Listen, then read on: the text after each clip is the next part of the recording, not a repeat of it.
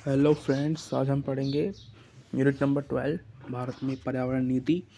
तो कोशिश करेंगे जानने की कि भारत में जो नीति है पर्यावरण की वो कैसी है। ठीक है, भारत ने क्या क्या नीतियाँ अभी तक बनाई हैं, ठीक है, उनको कैसे फॉलो किया है। और हम जानेंगे कि ग्लोबल वार्मिंग बेसिकली क्या है। ठीक है, थोड़ा बहुत पढ़ेंगे इसके बारे में, वैसे हमें पता है क्या होता है ग्लोबल वार्मिंग। और हरित क्रांति है ना, यानी कि जिसमें कि नेचर को बचाने वगैरह की बात की गई है, उन सब चीज़ों के बारे में पढ़ेंगे। चलिए स्टार्ट करते हैं फिर। तो सबसे पहली चीज़ जानने की कि ग्लोबल वार्मिंग क्या होती है, नीतियाँ। ठीक है, ग्लोबल वार्मिंग की जो नीतियाँ हैं, सबसे पहला टॉपिक है हमारा। ठीक है, 20वीं सदी में विश्व के में ग्लोबल वार्मिंग की नीति। तो 70 में ये शुरू हुआ है, सबसे मेन चीज़। ठीक है, डेट याद नहीं रखनी है, हमें सिर्फ ईयर याद रखना है। ठीक है, कौन से साल में हुआ है, तो 70 में हुआ था।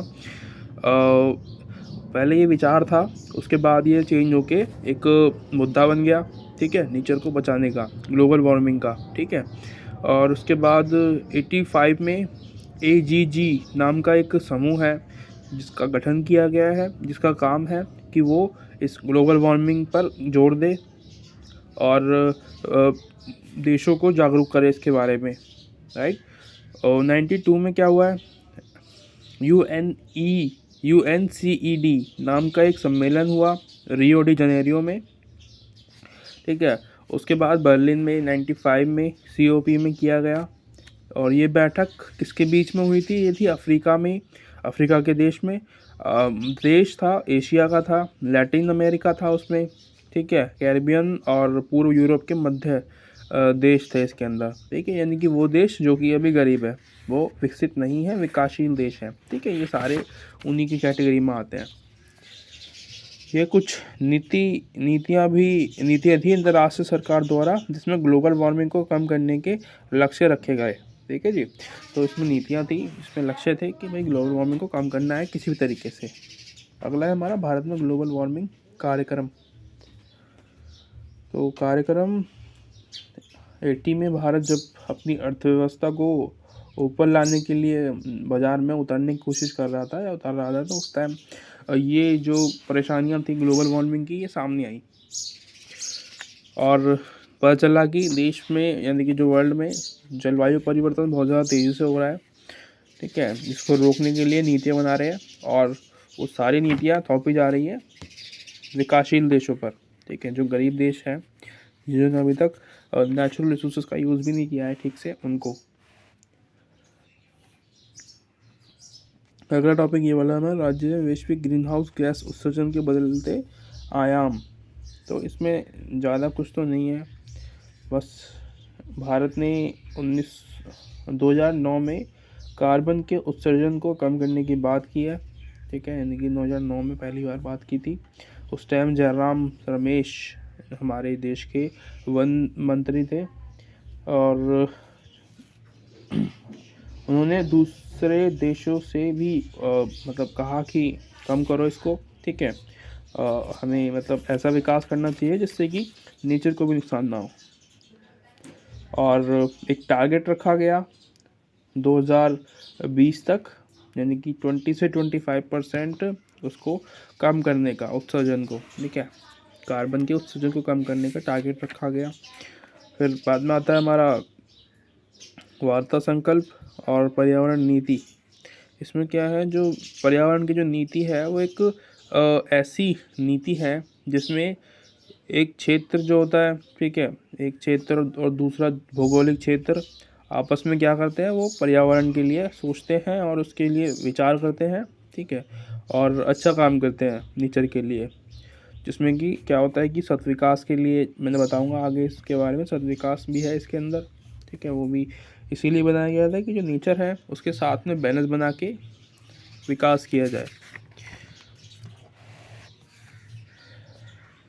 ठीक है, तो इसमें अगला टॉपिक आता है हमारा, यहाँ पे आएगा।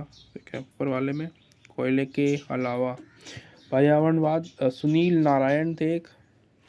ठीक है, वो कहते हैं कि जो विकास को जो है कम करना सीखना चाहिए, किसको, वो जो विकासशील देश है उसको नहीं, जो विकसित देश हैं जो अमीर हैं, अमेरिका जैसे देश हैं जो, उनको ये सोचना चाहिए कि जो पर्यावरण में जो नुकसान किया है वो उनकी वजह से है।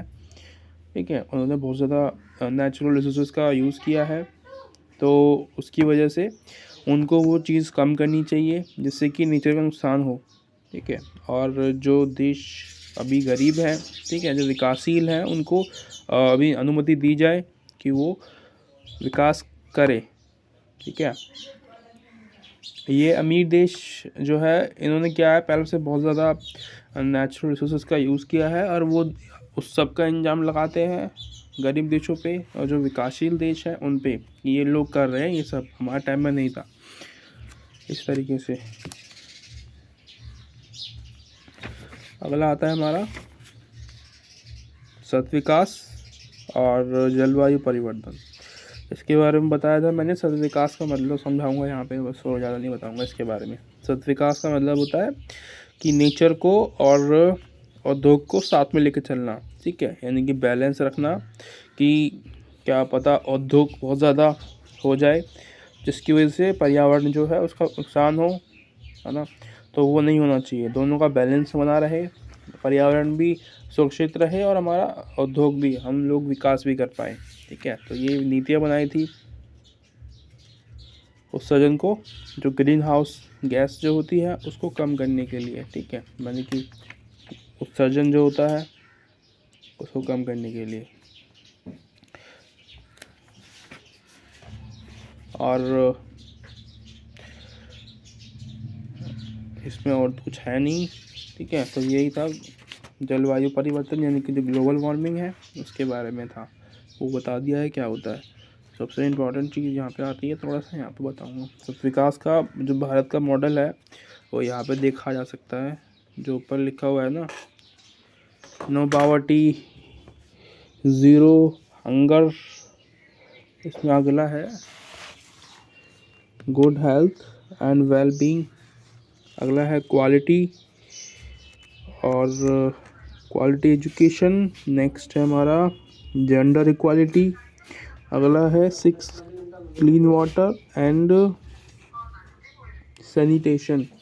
इसके 7 पे आता है हमारा, 7 पे आता है हमारा अफोर्डेबल एंड क्लीन एनर्जी और decent work and economic growth. तो बेसिकली ये कह रहा है 17 मॉडल है भारत में, ठीक है, जो लॉन्च किए गए हैं, जिसमें कि ये लक्ष्य रखा गया था कि जो भी तरीके से ह्यूमन बींग्स हैं उनको हमें पावर्टी देनी है, पर इतनी नहीं कि वो नेचर को नुकसान पहुंचाए। राइट, नेचर को, और मतलब कि जानवर को या फिर इंसान को। और लैंड का यूज़ करना प्रॉपर तरीके से, ठीक है, उसको डिस्ट्रॉय ना करना। मतलब जितने भी थे उसमें सतत विकास से संबंधित मॉडल है ये। ठीक है, जिसको भारत ने फॉलो किया है, जो भी थोड़ा बहुत रह गया है वो देख लेना, बहुत ज़्यादा मतलब टफ नहीं है। बाकी इसमें भी ये बोला गया है विकास मॉडल पे उत्सर्जन को मतलब कि ठीक कर लेना, एक प्रॉपर वे में लाना।